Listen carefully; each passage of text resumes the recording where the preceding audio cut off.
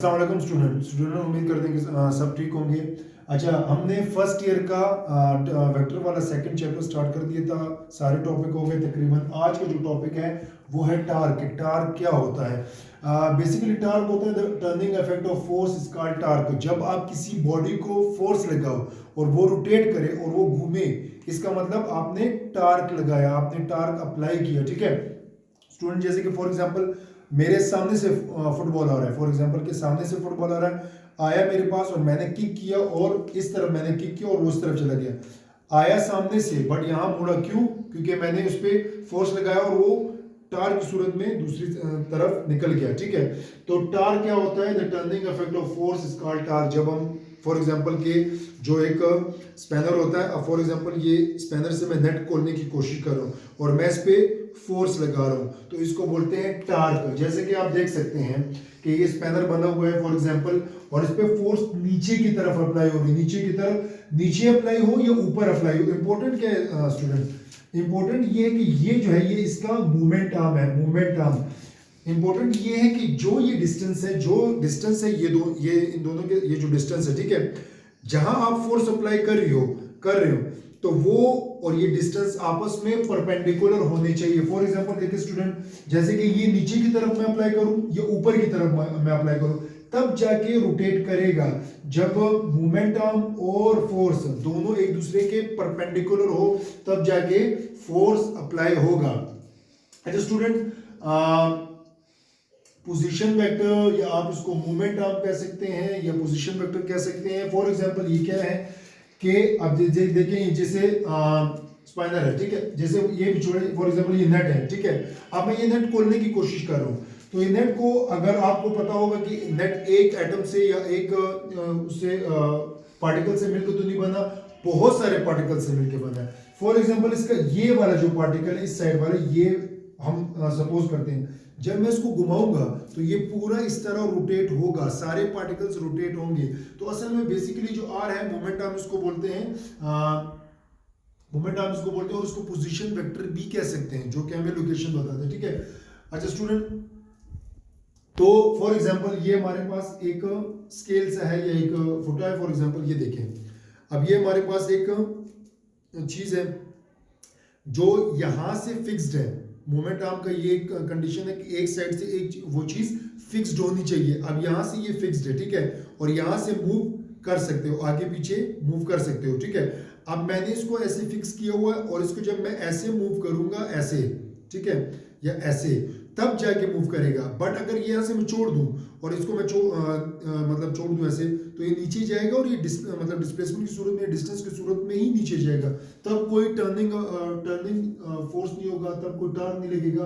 तो किसी भी बॉडी के लिए टार का सबसे पहली कंडीशन ये कि एक जगह से फिक्स्ड होना चाहिए। जैसे कि मैंने इसमें ये किया हुआ है कि ये कोई स्पैनर है जिससे मैं कोई नेट खोलने की कोशिश कर रहा हूँ। ठीक है, अब मैं नेट पे फोर्स कैसे लगाऊंगा? फॉर एग्जांपल नेट पे आप फोर्स लगा रहे हैं इस साइड पे, ठीक है, फॉर एग्जांपल ऐसे ऊपर की तरफ, जैसे ये है और मैं इसे खोलने की कोशिश करूँ, मैं ऊपर की तरफ फोर्स लगा रहा हूँ। ठीक है, तो अब ऊपर जो फोर्स लग रही है वो एक्स और वाई दोनों में आ रही है। ठीक है, इसलिए हमें इन दोनों के कंपोनेंट्स की, इस फोर्स के कंपोनेंट की जरूरत पड़ेगी। जैसे लास्ट टॉपिक में आपको याद हो, लास्ट टॉपिक में हमने किया था कि कंपोनेंट्स को कोई किसी वेक्टर को कंपोनेंट में कैसे रिजॉल्व करते हैं, क्यों रिजॉल्व करते हैं, तो वो हमने लेक्चर नीचे डिस्क्रिप्शन में गिवन होगा, तो आप जाके वो देख सकते हैं। तो देखें, ये अब वेक्टर है, ठीक है, इसको मैंने दो कंपोनेंट्स में डिवाइड किया, ठीक है, तोड़ा।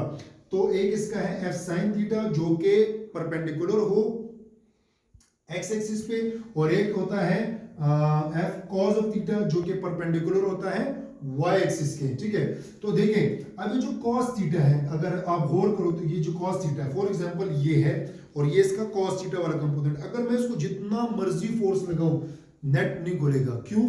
क्योंकि मोमेंट आर्म जो है और जो फोर्स के कंपोनेंट है ये दोनों एक दूसरे के पैरेलल है, और मैंने पहले ही कहा था कि जब मोमेंट आर्म और फोर्स एक दूसरे के परपेंडिकुलर ना हो तब तक आप टार्क अप्लाई ही नहीं कर सकते। ठीक है, तो ये वाला कंपोनेंट तो निकाल दो। ठीक है, तो क्या हुआ, एफ साइन थीटा वाला, जो साइन थीटा वाला कंपोनेंट है, ये इसको आगे पीछे आप ऊपर लेके जाओ, आप नीचे लेके जाओ, तो ये ही अप्लाई होता है। ठीक है, तो एफ साइन थीटा और इंटू टार्क, तो टार्क क्या आया, torque is equal to F sine theta R. मतलब क्या हुआ कि जब आप किसी बॉडी पे फोर्स लगाते हैं, ठीक है, फोर्स लगाते हैं जो कि उसके मोमेंट आर्म के परपेंडिकुलर हो, तब जाके टार्क लगता है। लेकिन आप कहेंगे कि 9th क्लास में तो हम बिल्कुल इसका ऑपोजिट या कुछ और पढ़ चुके हैं, तो वो बिल्कुल ऐसा ही है। बट तब हम इस यहाँ बात कर रहे हैं फोर्स की, कि फोर्स के हमने कंपोनेंट ड्रा किए, उन्होंने ड्रा किया हुआ था ये मोमेंट आर्म की। तो देखिए गाइज, ये दो डायग्राम है, बिल्कुल सेम डायग्राम है, कोई बॉडीज है दोनों, ठीक है। अब ये जो है यहाँ मैंने फोर्स, ठीक है, या इस पॉइंट पे मैंने फोर्स लगाया ऊपर की तरफ, क्योंकि एक्स वाई दोनों एक्सिस में आ रहा है, तो एक्स कंपोनेंट और कॉस कंपोनेंट, ठीक है, साइन कंपोनेंट और कॉस कंपोनेंट। अब देखिए दोनों जो कंपोनेंट है, जो साइन कॉस थीटा वाला है एज इट इज, ये वाला ये बिल्कुल अप्लाई नहीं हो रहा, क्योंकि दोनों जो है ये एक दूसरे के पैरेलल है। बट अगर आप इसको देखो तो ये एक दूसरे के परपेंडिकुलर है, ठीक है, 90 डिग्री इन दोनों में। तो ये जो साइन थीटा वाला होगा ये हमारे काम आएगा R is equal to F sine theta into R. तो मैग्नीट्यूड क्या आएगा, R F sine of theta.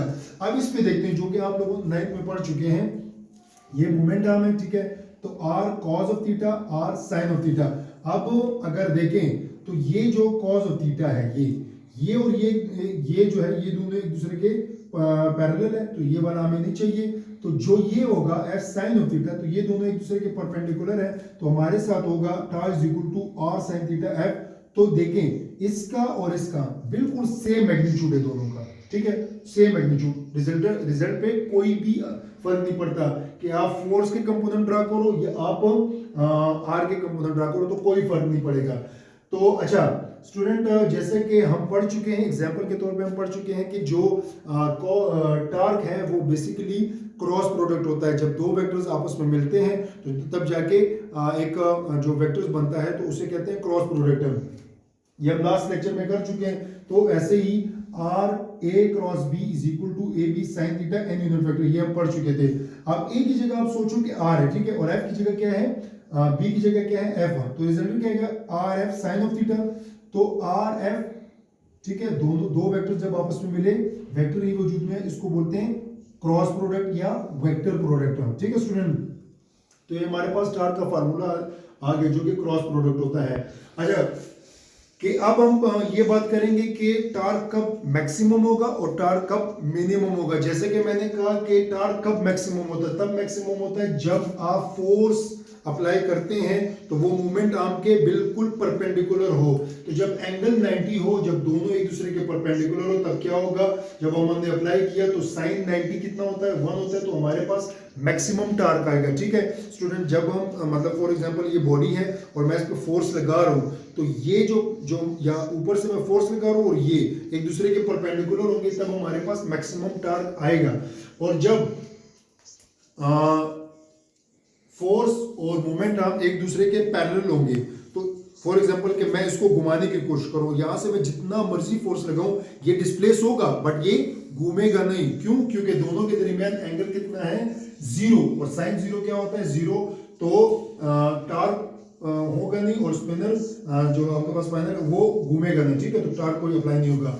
तो ये था आज का हमारा टॉपिक, टार्क क्या होता है, टार्क कैसे अप्लाई करते हैं, टार्क कब मैक्सिमम होता है, कब मिनिमम होता है, क्यों हम साइन कंपोनेंट लेते हैं, कॉस कंपोनेंट नहीं लेते। तो इस तरह का कोई भी क्वेश्चन हो, जो बात समझ ना आई हो, तो आप कमेंट सेक्शन में लाजमी क्वेश्चन करें, आपको उसका आंसर मिल जाएगा। Thank you.